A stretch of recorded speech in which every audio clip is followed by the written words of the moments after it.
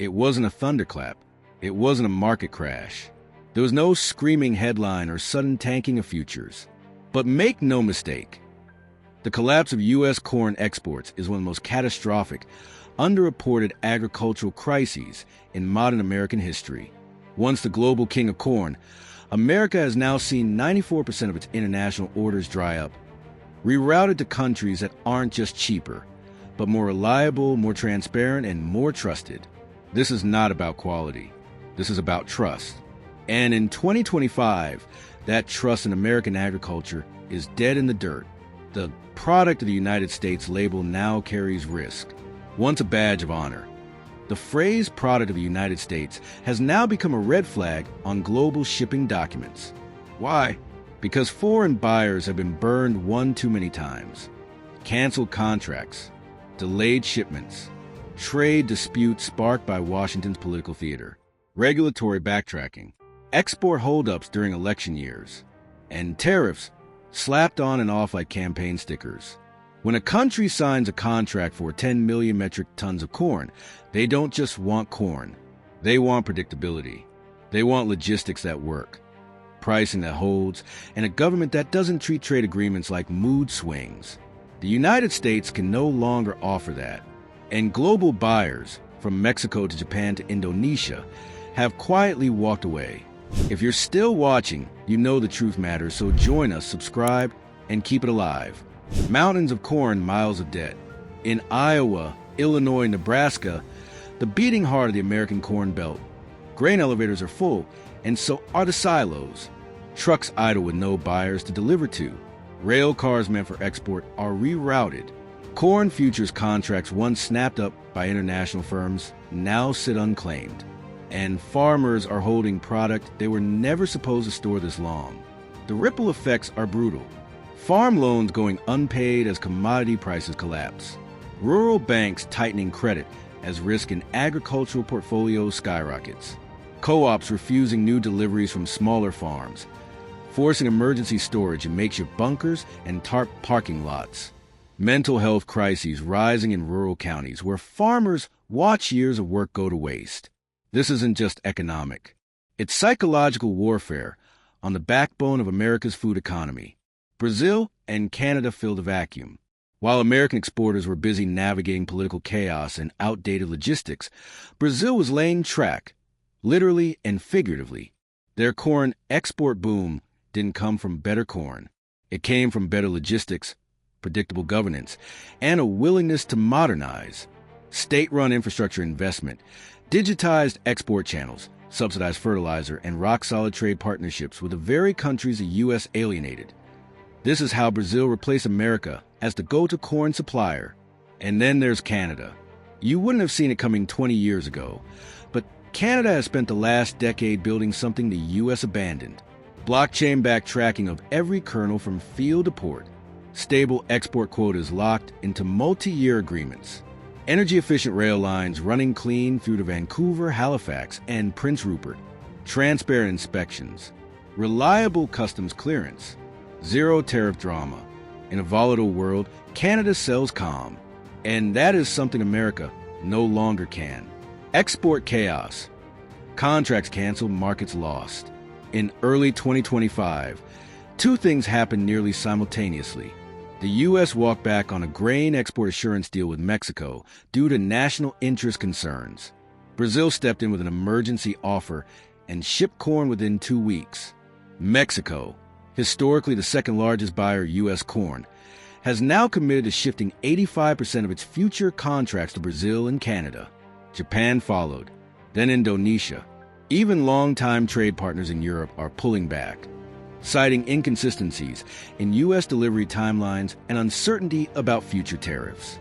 The U.S. has officially lost more than 94% of its global corn export volume in under 18 months. The numbers are staggering, but what's more terrifying is this. There's no plan to get any of it back. Outdated infrastructure in a hyper-connected world. Let's talk about the other elephant in the grain bin: logistics. American farmers may grow world-class corn, but the system designed to move that corn hasn't evolved in decades. Broken rails, backlogged ports, Trucking routes plagued by fuel costs, weight restrictions, and policy chaos at every level of government. Meanwhile, Canadian and Brazilian competitors are offering blockchain-verified shipping manifests, AI-optimized port schedules, dynamic pricing contracts that allow for faster settlement and minimal risk. And guess what? Global buyers prefer digital certainty to American tradition. They don't care if you grew it in the best soil in Iowa. If it's 2 weeks late and stuck behind a customs dispute in Louisiana, it might as well be mulch. The emotional toll, betrayal in the heartland. American farmers weren't warned. They were told to produce more, scale up, prepare for new markets. What they got was a trade war, political neglect, and global abandonment.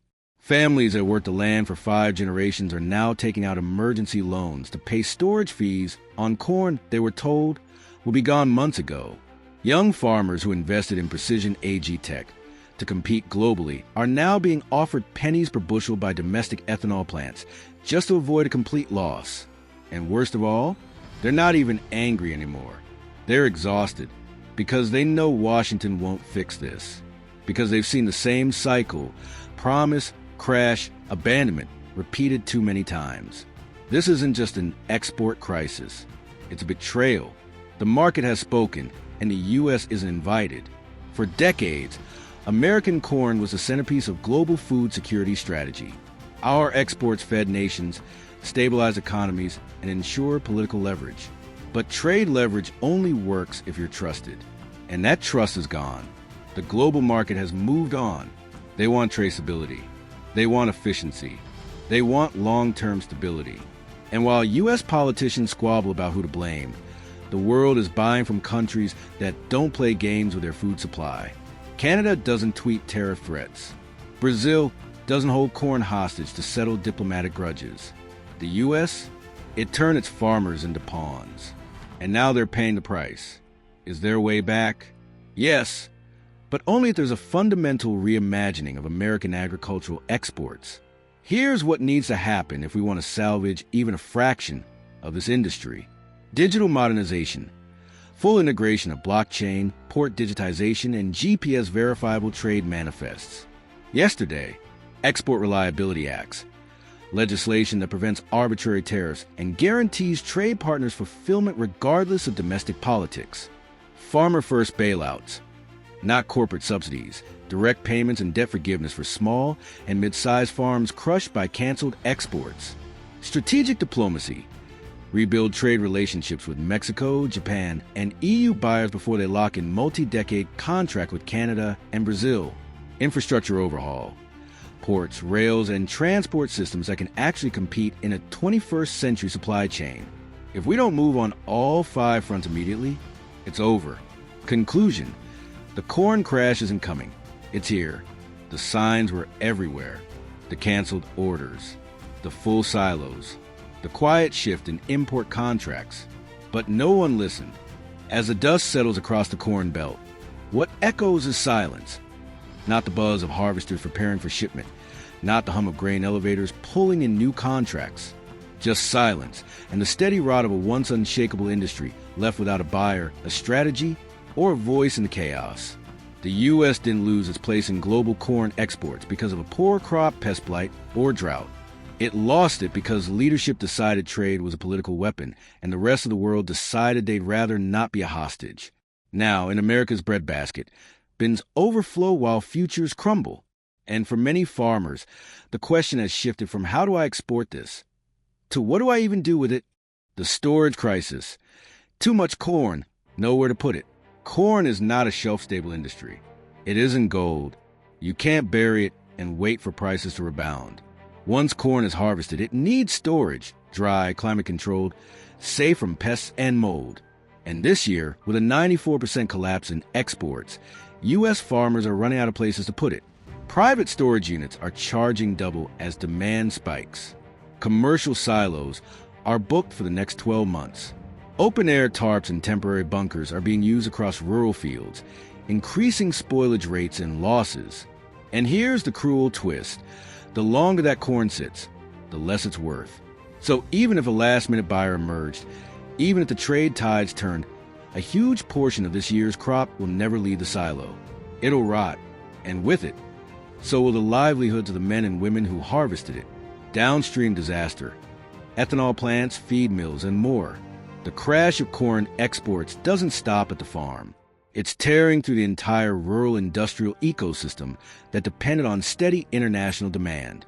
Ethanol plants, once flush with global orders and local supply, are now caught in a dangerous spiral.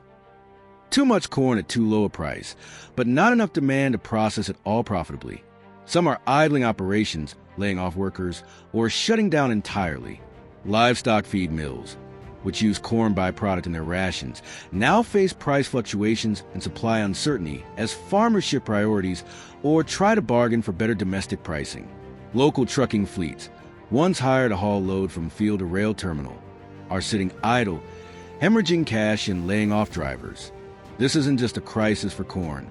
It's a collapse of rural industry, one that threatens to wipe out the entire Midwestern economic identity if it isn't halted fast. The global grain shuffle, a new trade order, is here. What's clear now is this: the old world order of agricultural dominance is gone. Global buyers used to work around America's politics because the product was unmatched. But today, other nations have caught up and in many cases surpassed. Brazil can ship more efficiently. Canada can guarantee traceability. Eastern Europe is increasingly organized and aligned with global environmental standards. The new grain game is about logistics, stability, and transparency. America offers none of those. And this has opened the door to a silent yet seismic realignment of agricultural trade. Countries like Mexico and Japan are no longer tolerating late shipments and fluctuating prices. They've learned they don't need American corn anymore. And that shift isn't temporary, it's institutional. The human side of collapse, family farms and free fall. You want to understand the real pain of this collapse? Don't go to Wall Street. Don't read the USDA's press releases. Talk to the farmers. Talk to the 64-year-old man in central Nebraska whose entire family farm's operating loan was tied to an export contract with a grain broker in Yokohama. That contract was canceled. The broker vanished. The loan now defaults at the end of the season. Talk to the 26-year-old farmer in Illinois who bought land to expand, betting on rising corn futures. Now she's stuck with debt she can't cover, corn she can't move, and a system that says, "Too bad, try again next year." These aren't just financial losses. They're identity shatterings. These are families who have built everything around the promise that their product mattered to the world. Now, they're being told, the world has moved on. Policy paralysis while Washington watches. And what does Washington do? Nothing. Not a single coordinated emergency program for affected farmers. No strategic export recovery plan. No bipartisan solution to rebuild trust with trade partners. Instead, they bicker, they blame, they pat themselves on the back for tariff revenue while the Midwest burns down 1 acre at a time. The USDA floats temporary price support programs, but they're buried in red tape, designed for optics, not outcomes. The White House insists American agriculture is strong, because admitting otherwise would mean admitting their policies broke it. So we drift further, deeper, into an abyss that could have been avoided with leadership, honesty, and accountability. The long-term risk, a generation that walks away. Perhaps the most dangerous consequence isn't the collapse itself. It's what comes next. Because after the season of betrayal, economic ruin, and political abandonment, a generation of young farmers is walking away. They've seen what it looks like to bet everything on a country that changes trade rules mid-season, that weaponizes tariffs or clout, that lets contracts fall apart without recourse. They're turning to tech, logistics, renewable energy, anything but food production. They're asking, why should I feed a country that won't protect me? And once they're gone, they won't come back. You can't rebuild an agricultural sector without people who believe in it. And right now, that belief is dying in the towns that once fed the world. The false narrative of self-reliance. To distract from the crash, some politicians have begun promoting a dangerous fantasy. We don't need to export. Let's grow for America first. It sounds patriotic. It sounds simple. It's nonsense. The American food system has always relied on a balance between domestic consumption and global trade. Corn, in particular, has functioned for decades as a dual-use crop, feeding both Americans and the world. Without that balance, we flood our markets, collapse prices, and choke our own economy. And let's be honest, you can only produce so much corn before your own citizens stop buying it. We were never meant to grow in isolation. But now, that's all we have left. Can it be rebuilt? Maybe, but not without revolution. The collapse of U.S. corn exports isn't just a wake-up call. It's a demand for revolutionary change in how we trade, govern, and protect American agriculture. Here's what must happen. International trust rebuild. The U.S. must launch a diplomacy-first trade campaign to re-engage lost buyers with long-term, enforceable, tariff-proof contracts. Infrastructure overhaul. Ports, rails, warehouses. All of it must be upgraded to compete with 21st century suppliers like Brazil and Canada. Farmer bailouts that matter. Direct cash relief, not complicated subsidies. If we save the banks in '08, we can save the farmers in '25. Transparency and accountability. Every canceled export, every delayed shipment must be tracked and explained to rebuild confidence in U.S. reliability. New generation incentives. We need programs that encourage the next wave of agricultural producers, not drive them away with risk and betrayal. The collapse of the U.S. corn export system isn't an isolated event. It's the first domino, and others are already wobbling behind it. Wheat, soybeans, and even specialty crops like almonds and cotton. None are immune to the consequences of trade instability, broken infrastructure, and political whiplash. Because here's the reality. When buyers lose trust in your corn, they don't just stop buying corn. They stop buying American. It's not about whether the U.S. can produce. It's about whether the world wants to buy. And right now, the answer is increasingly, no, thanks. Countries that use a default to American contracts are now signing 5- and 10-year deals with Brazil, Argentina, Canada, and even China. Those deals include not just raw commodities, but logistics agreements, port access, and political guarantees that no White House tantrum will interfere with delivery. The message is loud and clear.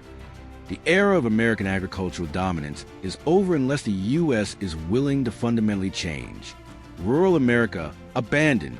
Again, this isn't just an economic collapse. It's a political one. For decades, rural communities were told that if they kept voting red, if they stayed loyal, their values and livelihoods would be protected.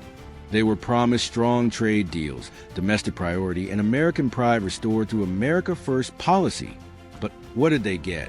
Empty silos, canceled contracts, politicians who blamed foreigners while doing nothing to fix the mess at home. Now those same rural towns that once flew Trump flags from their combines are teetering on the edge of economic ruin, and there's no one left to call. The truth hurts. They were used. Used for votes, used for rhetoric, used to sell fantasy of American self-reliance that was never sustainable. And now they're paying the price. Conclusion: if corn dies, so does America's promise. Corn isn't just a crop. It's fuel, it's feed, it's packaging, it's industrial product, it's food, it's a foundation. And when the world walks away from that foundation, because your country can't keep its word, can't deliver on time, can't stay out of its own way, then everything on top of that foundation begins to crack. This isn't just about exports. It's about who we are. Can the United States be a reliable trading partner? Can it protect its farmers? Can it lead the world in agriculture, not just with yield, but with vision? Right now, the answer is no. But it doesn't have to stay that way.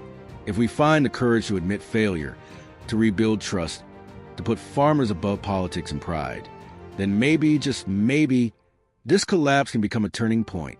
But if we don't, then this is how the empire ends. Not with a storm, but with a surplus of corn no one wants to buy. Anything less is just noise. For years, we were told American agriculture was too big to fail, that the world would always need our grain, that farmers would always be protected. It was a lie. Now, the world is buying elsewhere. Our silos are full. Our markets are gone. And our farmers are alone. What we're witnessing is not just the collapse of an industry. It's the collapse of a myth. And unless we're ready to tell the truth, fight for solutions, and lead with humility instead of hubris, the rest of American agriculture won't be far behind. Because if corn, the most foundational, dependable, scale crop in U.S. history, can fall like this, anything can.